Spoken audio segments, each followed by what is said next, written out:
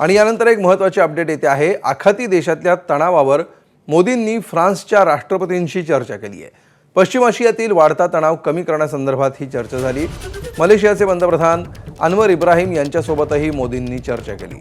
शांततेसाठी पुढाकार घेऊन मार्ग काढण्याची आशा बाळगतो असं मोदींनी म्हटलंय।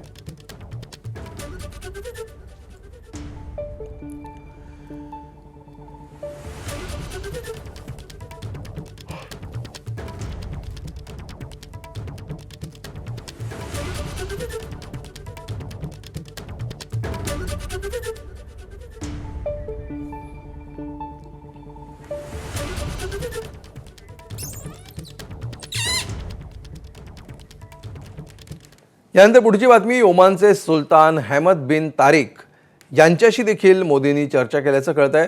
ओमानच्या जनतेला मोदींनी ईदच्या शुभेच्छा दिल्या।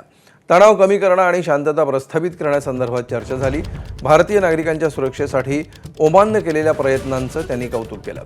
भारत ओमान होर्मुझमधून सुरक्षित आणि मुक्त जलवाहतुकीच्या बाजूने असल्याचं म्हटलेलं आहे। पंतप्रधान नरेंद्र मोदींनी एक्स पोस्टद्वारे याची माहिती दिली आहे।